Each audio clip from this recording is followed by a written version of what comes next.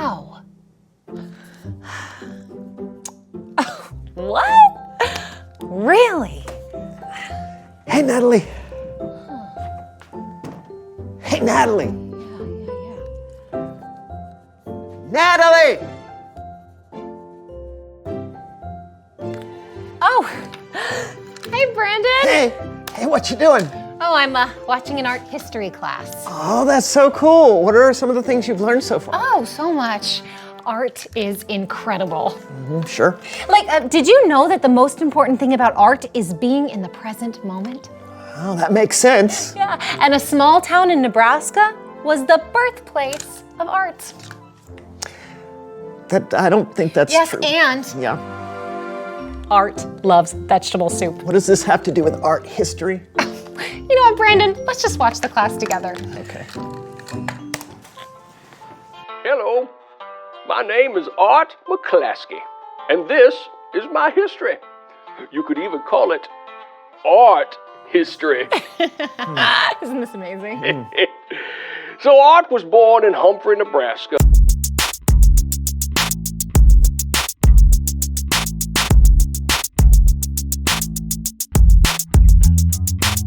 Hello, everyone. I'm Brandon, and this is my co-host and friend, Natalie. Hi, welcome to the So-and-So Show.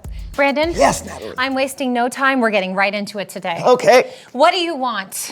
I'm sorry? What do you want? What do I want? Yes, Brandon, in life, what do you want? What do you hope for? Oh, that's a big question. Well, I'll Let me tell you think. what I hope for. Okay. I'm hoping to leave a mark, a legacy. And I feel like what we do on this show is important, but it's not enough. Well, I don't know. And that's why I made a viral video to leave my mark. I don't think you can just make a viral video. Well, I did, and it's only gotten 2 views, and I am positive one of those is my mother. But Natalie, I made a video of my hands painted as an anthropomorphized peach and zebra having a discussion on impressionism. And I really think that's gonna make a mark. Natalie, I think that what we do on this show is important. And I think that you're a good friend, a good neighbor. Yeah, but that's not enough. No? I mean, look at the famous painters. Some of them have been gone for hundreds of years, and we're still talking about their paintings. That's the kind of mark I hope to leave. Well, you're not a famous painter. Yes. You're right. Hey, that's a great idea. Huh? What's an idea? We are going to recreate famous paintings to leave our mark. Did you say we? Okay, we will call this one the Jonah Lisa. Okay. All right, more smile. Now less smile. More, less. More, less. More, a bit less, and...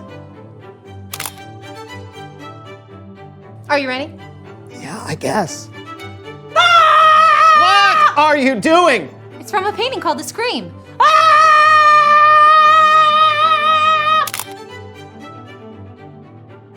Come on, Brandon.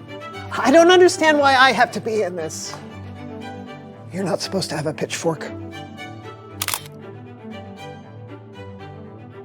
Okay, Brandon, Pollock me.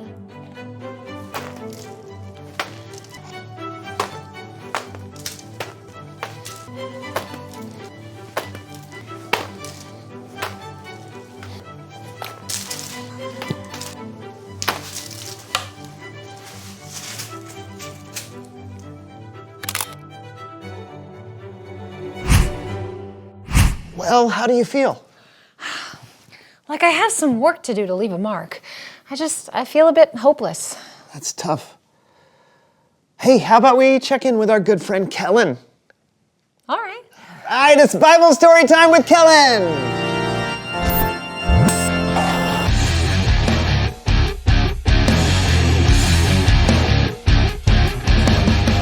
Hey, you two.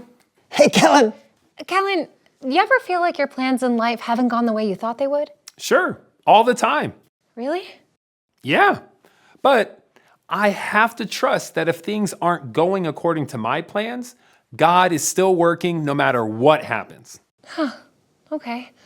You know, why don't I tell today's Bible story and we can see if that'll help us out. Oh, that sounds great. Take it away. Our Bible story today comes from the book of John.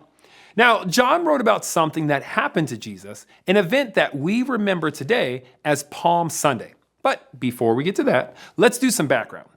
Jesus is God's son, but he wasn't born to royalty. He was born to a young woman in a place where animals were kept. As Jesus grew older, he began teaching and doing miracles, healing the sick. Jesus, help me. Oh, I'm healed. Jesus, thank you. Feeding the poor. In fact, Jesus had made quite a name for himself, such a name that many people thought he was going to become some sort of political leader, maybe even become their king and bring them freedom from the Roman Empire that was oppressing them at the time. And that's where we are in the story. People were traveling from all over to Jerusalem for the Passover feast. It was an important time of the year for the Jewish people to remember how God brought them out of slavery in Egypt when it seemed like there wasn't much hope. Jesus and his disciples were also traveling to Jerusalem. And like everyone else, Jesus' disciples were most likely hoping that Jesus would become an earthly king. And that's why they might have been a little surprised when Jesus sent them to a nearby town to bring him a donkey's colt. So, we're supposed to just walk out here and find a colt. Well, that's what Jesus said. And a colt is just going to appear? Like what? I don't know. Well, like that. All right, there we go. Hey. Whoa there, donkey. Hey, what you doing with me coat? Oh, the Lord needs it. Oh, the Lord Jesus? Oh, why didn't you say so? Yeah, thank you. Okay, all right, donkey. Okay, we read in John, the next day, the large crowd that had come for the feast heard that Jesus was on his way to Jerusalem. So they gathered together and started laying their coats on the road for Jesus to travel on. You also remember that we're talking about Palm Sunday, and here's why. John wrote, "So they took branches from palm trees and went out to meet him. And the crowd started cheering." Hosanna! Oh, blessed is the one who comes in the name of the Lord. Blessed is the King of Israel! Hosanna! Hosanna! In the highest! And so that's how Jesus came into Jerusalem. He was riding on the back of a donkey, but the people called him king. It doesn't fit, right? A king should be on a majestic stallion or riding in a chariot like a great warrior. But no, Jesus came on the back of a young donkey because Jesus was a king for all people, not just the rich and powerful. And John reminds us that hundreds of years before this, a prophet of God named Zechariah actually wrote about what would happen. He wrote, "City of Zion, do not be afraid. See, your king is coming. He is sitting on a donkey's colt." From the very beginning of time, God knew that Jesus would come to Jerusalem on the back of a donkey. God has a big plan that has been in motion from the very beginning, and that's something that we all can have hope in. The end. Wow. Thanks, Kellen. That's great. Yeah, I mean, I guess it makes sense that people would expect Jesus to have been something different. It's true. Later in the book of John, we can read that his own disciples didn't understand what Jesus was doing until much later. Huh, even the disciples. That's wild. I mean, they were there with him. I know. It's always good to remember that no matter what is happening, God is still working. So true. Thanks, Kellen. All right. I can't wait to see you guys next week for Easter, the greatest story of when God made something good come out of something bad. All right, we'll see you then. Bye, Kellen. Later. You know, I think that story was good for us to hear. Yeah, I mean, we should hope to have an impact in this world, big and small. But even if it feels like we aren't, we can be hopeful in knowing that God is still working. Absolutely. Oh, you know what? I want to ask a question that we asked earlier in the show. Oh, you mean you want to make our earlier question be the question? Yep, so reveal the question.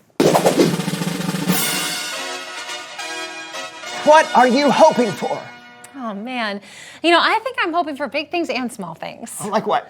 Well, I have hope and trust that God is working in the world, but I also hope that I'm going to have a fun time with you on the So-and-So Show.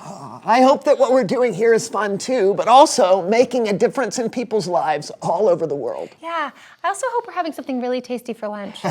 And hope should be part of our life when things are going great, but hope is even more important when things aren't great. So choose hope. And that's what we're going to do this week. And we hope we'll see you next time on the So-and-So Show. I see what you did there. That was nice. Thank you. But about that lunch. All right, what do you want? Well, I was thinking sushi. That's where they don't cook the food, right? Yeah, but it's really good. Yellowtail, have you ever had it? I've not. Just eat it raw. Have you ever been on an island? You have to eat raw fish like that to survive. I don't know. You don't know? I've never been You've on a never been deserted, stuck on a deserted deserted island? Not once. What?